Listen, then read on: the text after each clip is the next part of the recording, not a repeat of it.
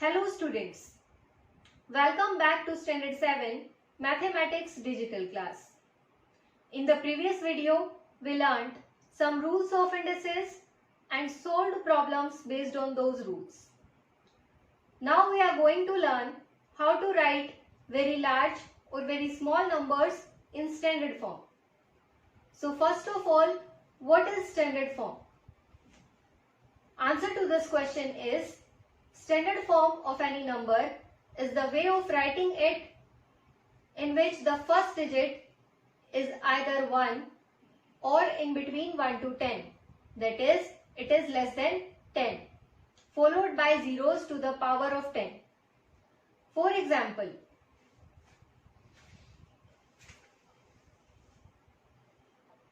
speed of light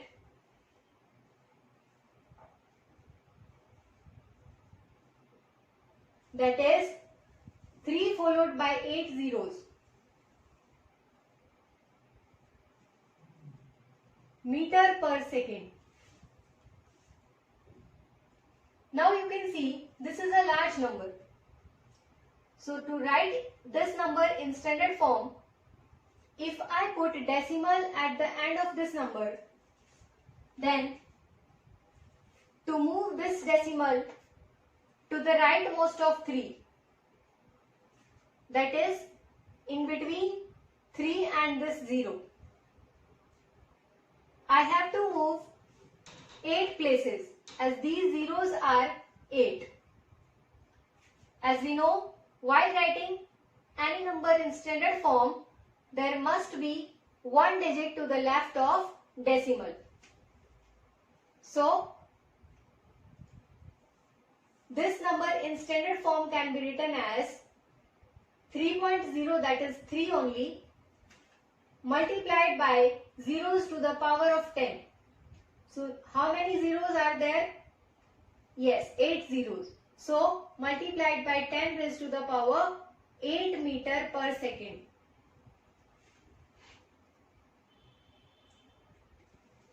Another example.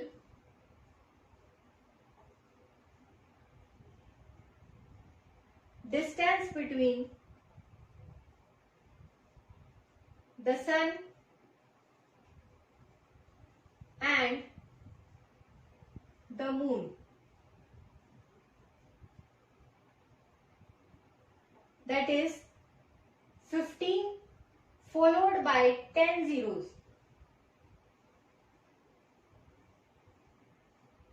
in meters. To write this number in standard form, we have to put decimal in between 1 and 5 because we have to write one digit to the left of decimal.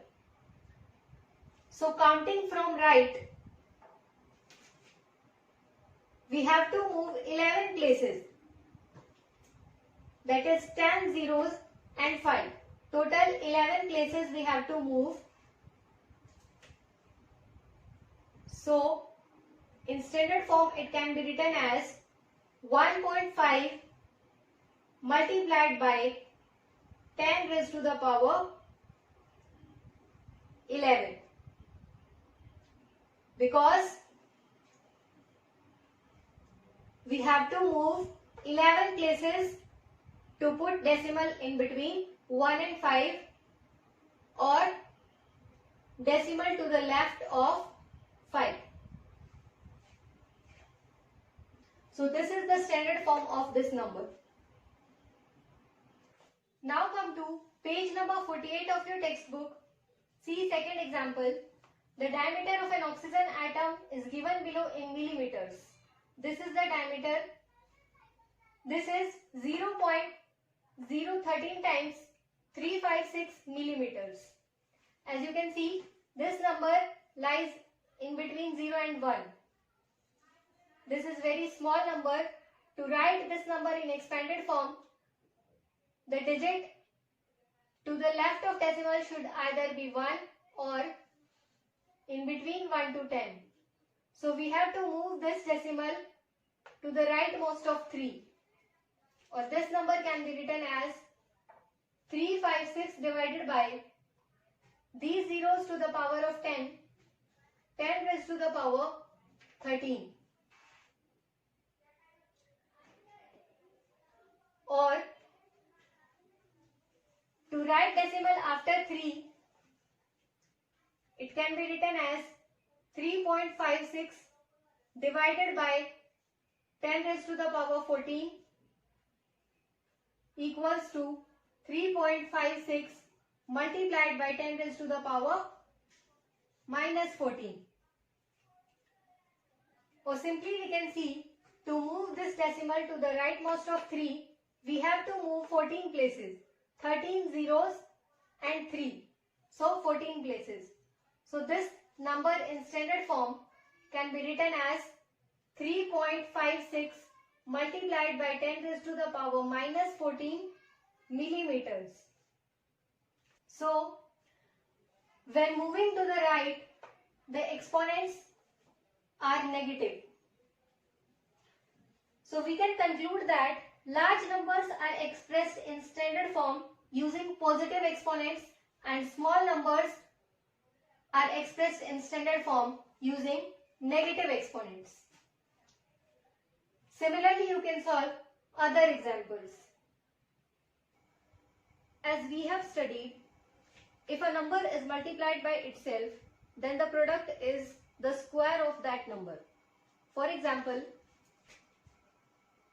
3 multiplied by 3 is 3 raised to the power 2 or 3 square. That is equal to 9. 2 multiplied by 2 is 2 square.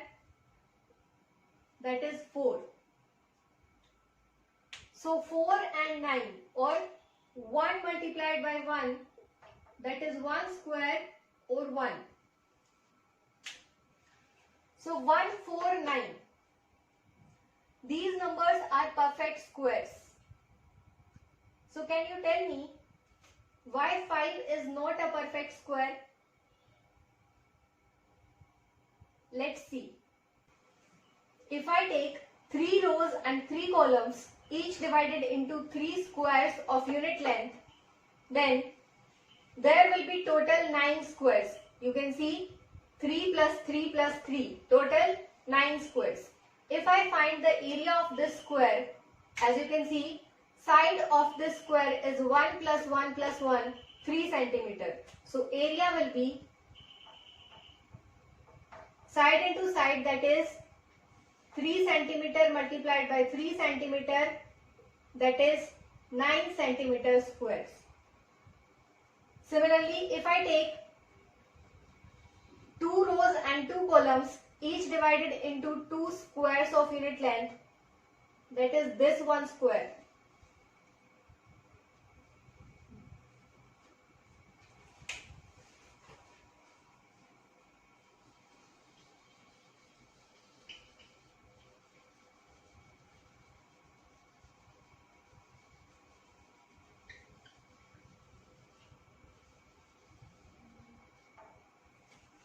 So area of this square will be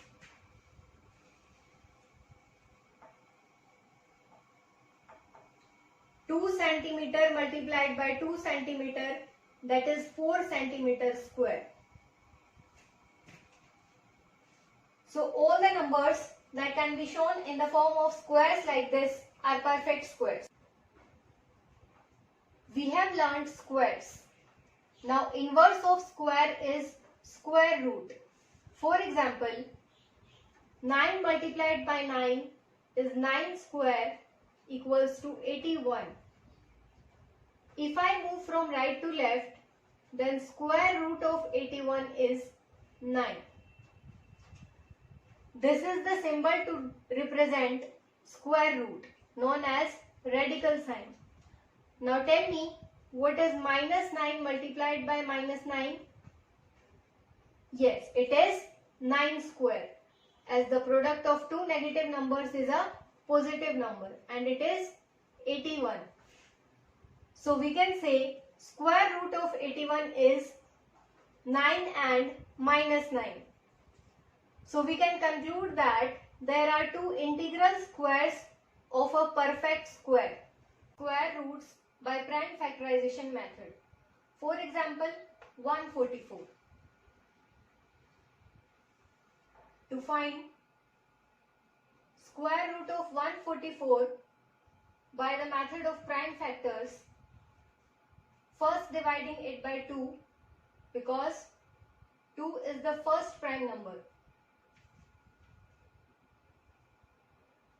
We get, as you know, unit digit is 4, that is even. So this number can be divided by 2.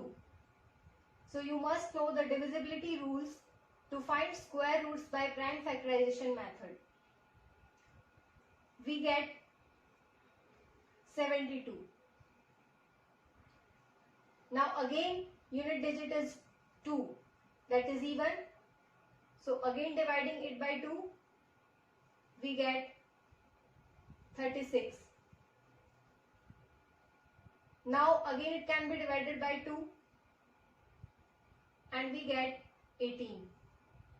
Now again dividing by 2, we get 9. Now as you know, 9 can't be divided by 2. So now dividing it by next prime number, that is 3. And we get 3 over here. Now again dividing it by 3, we get 1. 144 in the form of prime factors can be written as 2 multiplied by 2. Now these 2's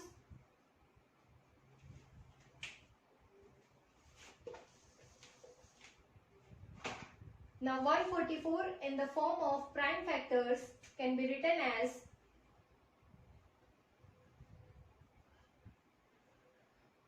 2 multiplied by 2 multiplied by these 2's and multiplied by these 2 3's.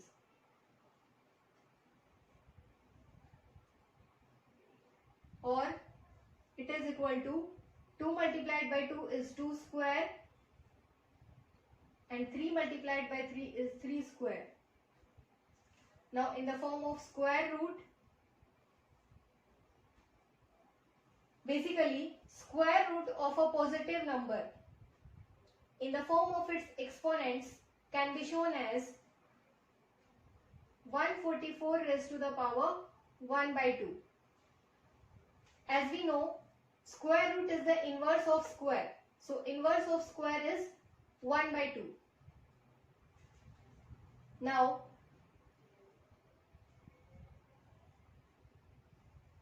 taking the square root or the exponents 1 by 2, both the sides we get 2 square multiplied by 2 square multiplied by 3 square raised to the power 1 by 2.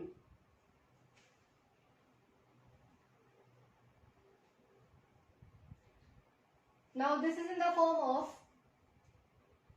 a multiplied by b multiplied by c raised to the power m. So according to the rules of indices, we know a multiplied by b raised to the power m equals to a raised to the power m multiplied by b raised to the power m. So it can be written as 2 square raised to the power 1 by 2 multiplied by 2 square raised to the power 1 by 2 multiplied by 3 square raised to the power 1 by 2.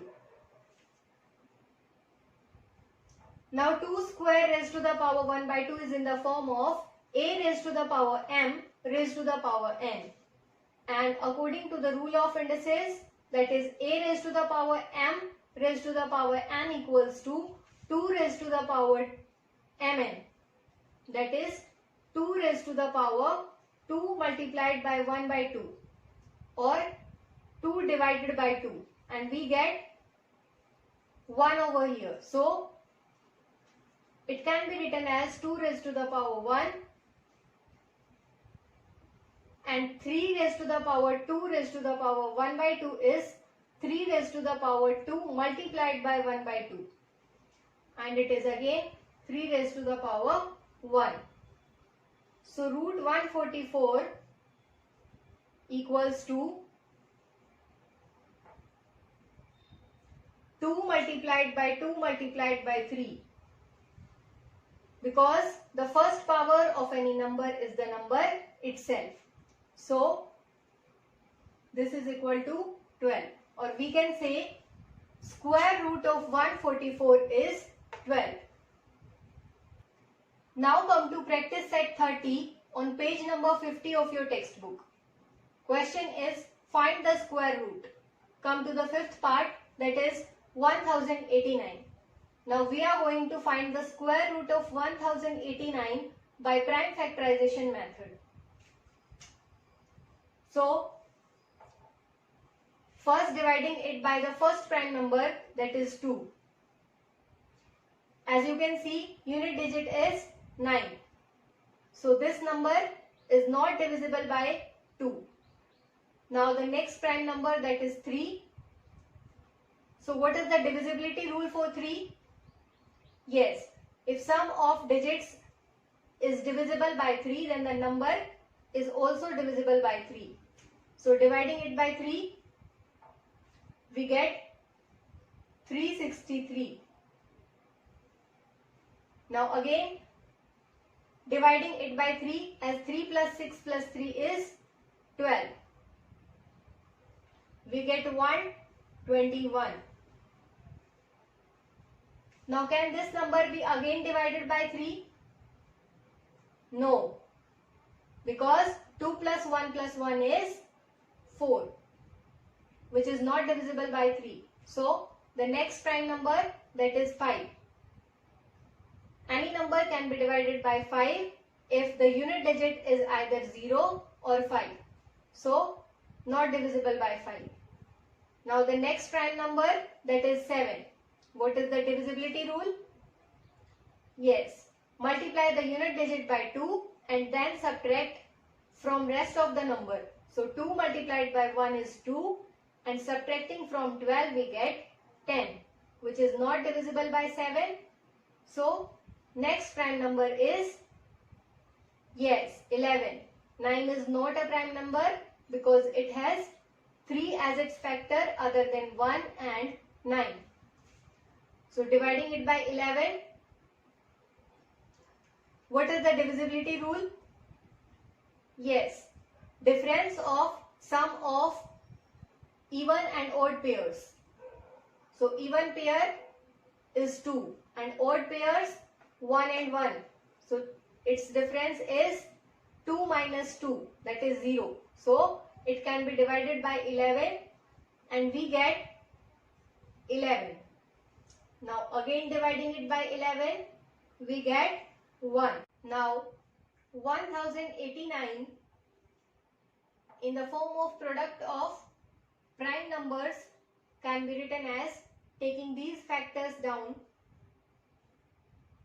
3 multiplied by 3 multiplied by 11 multiplied by 11, or 1089 equals to 3 square multiplied by 11 square. And now taking square root both the sides, we get 1089 equals to, taking 1 3 out of this pair and 1 11 out of this pair, or we can say when 3 square multiplied by 11 square raised to the power 1 by 2, that is square root, we get 3 multiplied by 11. That is equal to 33. So we can say 33 is the square root of 1089. And this is our answer. Similarly, you can solve other parts of this question. Thank you.